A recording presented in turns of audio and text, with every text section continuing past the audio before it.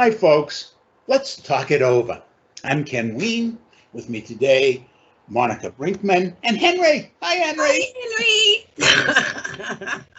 It's funny that you have Henry with you today because, technically this is Monica and my show, but Henry is on the show too.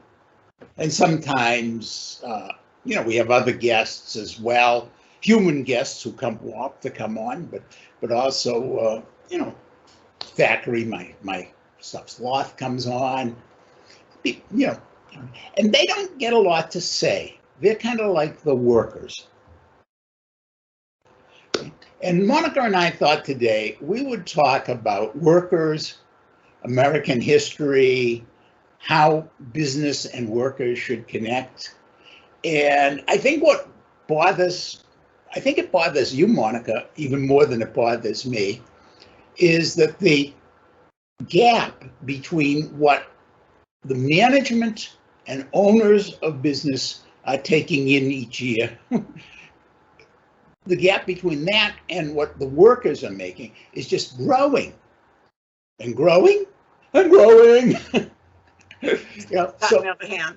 Yeah, and is it getting out of hand, or does it help order society? There are those who are going to argue, as they did, way back. Hey, look, the Vikings are coming. The local duke has to have control.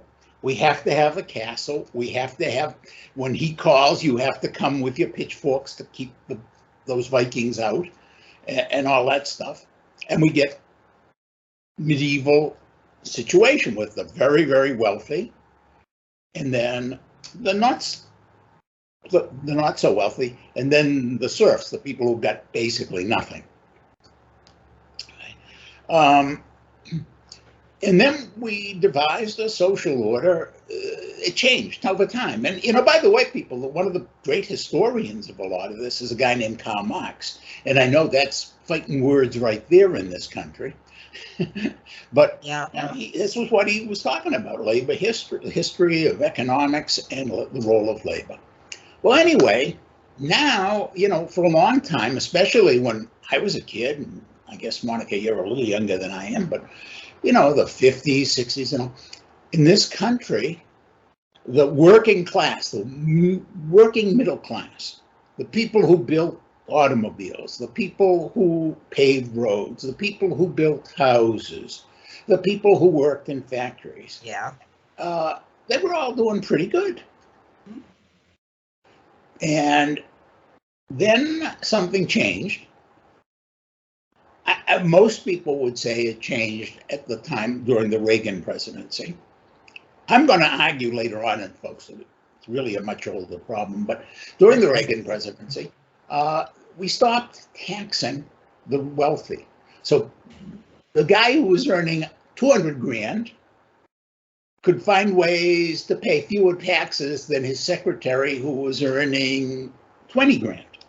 Now, of course, we got that guy was earning $200,000 a year is now earning $10 million a year, and he's still paying less taxes than his secretary, who maybe, if she's lucky or he's lucky, is earning $40,000 a year. And we are fast approaching the times that Dickens wrote about in A Christmas Carol. Scrooge and no, we are getting so close to it. Yeah. Okay. So with that, Monica, what I want to say about this relationship between labor and management is I feel they have created a situation where people are so grateful for any job they can get, so grateful for a 10-cent raise. And it shouldn't be that way. Mm-hmm. They wonder why they can't keep people in companies. It's because they don't invest in the people.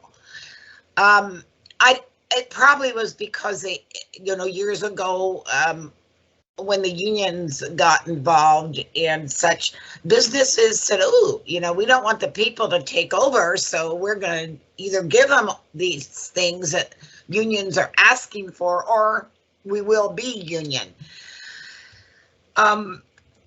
But when you get down to the nitty-gritty of it, if you need a job, you need an employer.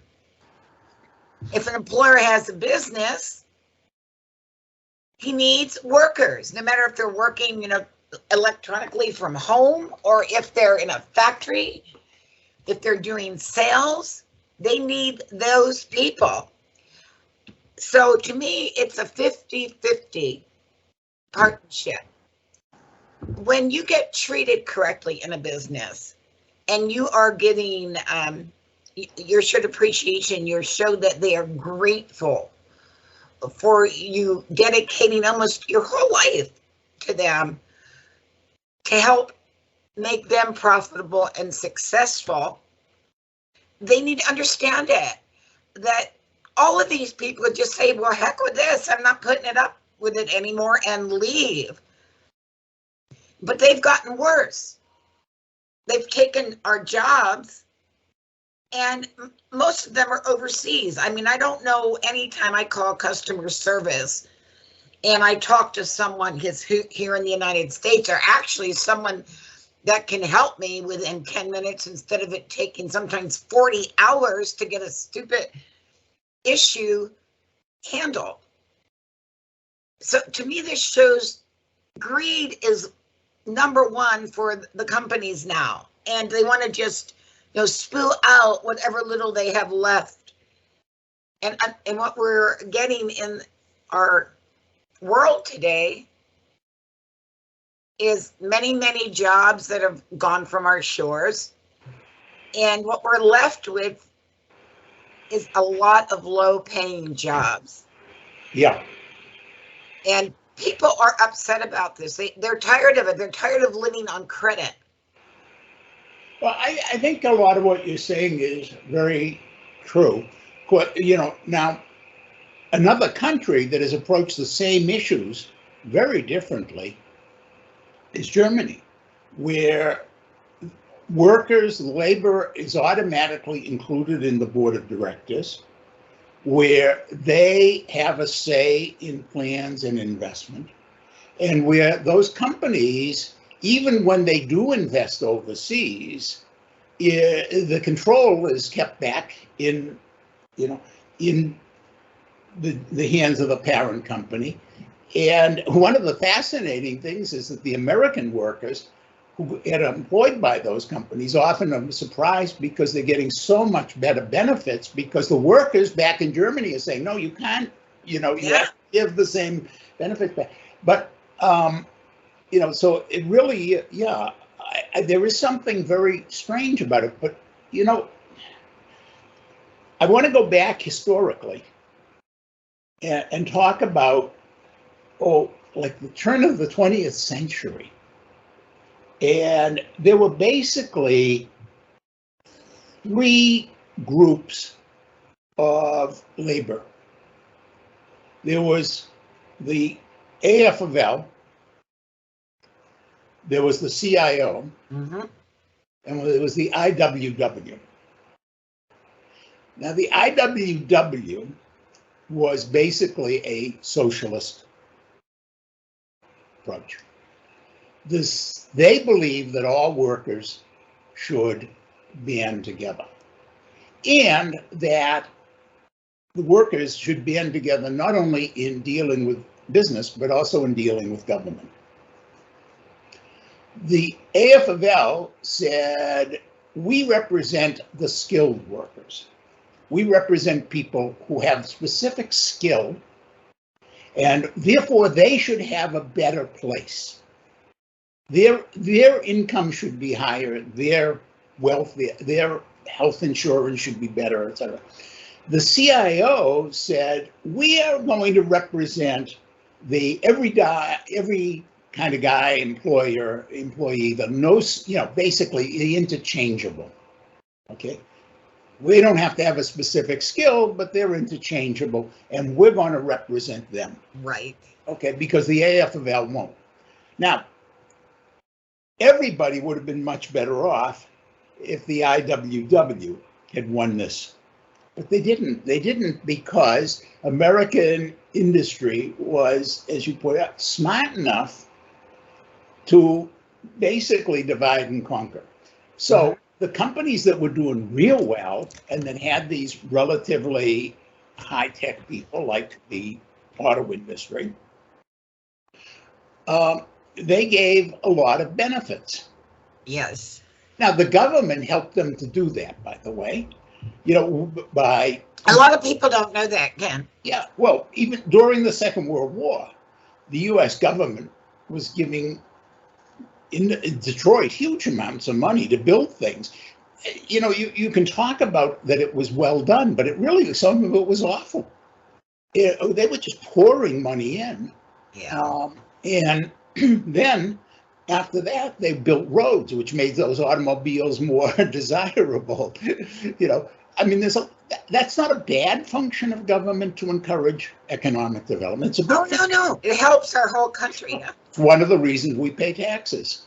But to make believe that somehow or other that wasn't then going on to direct into certain unions. Okay. Now, what you end up having is that the average worker, it doesn't end up getting those benefits. And of course, later on, when you start getting to engineers and things, because they were being indoctrinated to avoid that socialism, the IWW was evil.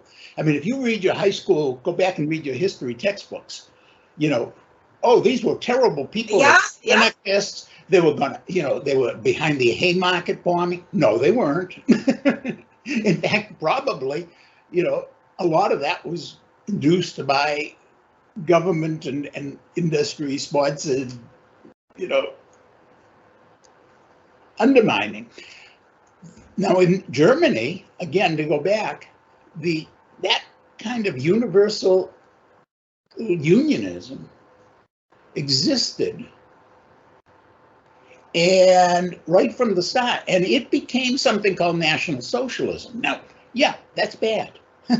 Hitler was a baddie, and a lot of what he did was evil as hell. But his underlying attitude about the role of workers was socialist. And that's why they built the Volkswagen, the people's car. Okay. Everybody was supposed to get a car. Everybody was supposed to have good health insurance. Everybody, because it was a socialist. That's socialism now today in England, in Germany, all over. In the Scandinavian country, we call it Christian socialism, democratic socialism. It's there. In this country, we use the word socialist like it's an epithet. It's an evil. Yeah. Okay. It's something that's been happening for a long time, again, for centuries. And I do some consulting for businesses. I don't know if you know that. And I know people who own businesses. And I think, one of the things is the first thing, if you want to have company loyalty, you've got to think about Yes. I got a great story to tell. Yeah, people would be appreciated because I just don't understand it, Ken, because these businesses know without the worker bees, they're not going to have a business. Right. Well, yeah, and I'll tell you this quick story. A friend of mine, very good friend, has his family own I'm going to say a small business, but it's really not. It's quite, if I mentioned the brand, and I don't know, but if I did, you'd know the business. Okay. People all over would know the business. Well, anyway, he's interviewing people to add to his office staff. And this woman comes in, and they're sitting there and they're talking. And she's really ideal. I mean, he wants to hire this woman. And he says to her, I have one concern. And she said, what? He says, well, I just saw the car you drove up in. Okay. And, I can't be sure you're going to get to work driving that. So as a condition of our employing you, you're going to have to let me buy you a car. Oh, my word. Well, needless to say, in the worst of weather, In the worst of weather, that woman is at work. And by the way, he didn't ask her to pay it back. He didn't deduct it from her paycheck or anything. He went out and bought her a decent car so she could get to work because he knew he wanted her. Employers that do extraordinary things like that are investing in their employees. They wonder why the employees keep quitting all the time to get another job. Right. It's because, first of all, they're not showing them respect anymore. They're treating them like a machine, actually, or a number, and not caring about, their relationship with them to have them grow within the company, give them a reason to want to stay, give them a reason to want to grow with your company over another one. Absolutely. But they have us, there's less jobs than there's ever been, and people are scrambling and will take anything. There are lots and lots of jobs, Monica. It's just what kind? What kind of jobs? I think that, we are dividing society and it's going backward. And I think in some ways the goal of some of these people is to get back to that feudal system where the lord of the man and the serfs. But we're going backwards. So right now, I think in a lot of ways in this country, we're going back, to the turn of the century, to the destruction of, and then what you see going on, of course, is people are trying to counter it. So you do have some union growth, but it's the wrong union growth. It isn't a question of, this Starbucks is going to unionize or this Amazon warehouse is going to unionize. It's that we have to have a party in this political party in this country devoted to we the people. Oh, yes. And that we the people can include, hey, look, there are some wealthy people who are trying to do right in the world. Yeah. And who are not trying to be the big shot. Every now and then you read about some actor who helps the catering crew clean up after. Hey, you guys shouldn't be doing all this alone. There are some really good people in the world. And I'm not saying everybody's as rich as a bad person. I'm saying we have to recognize that we, the people, the vast majority who actually care about one another, need to be our own union, our own political party. Yeah, and as long as they can keep us divided in arguing about it, that won't happen. I think that's the thing that they fear the most. Well, with that, Ken, we're run out of time again. So, folks, if you have an opinion about this, hey, let us know. Comment, ask to come on, because this is the way that we're going to grow as a nation, grow as a people, is by communicating. I know. And with that, see you next time. Bye-bye. Bye, folks.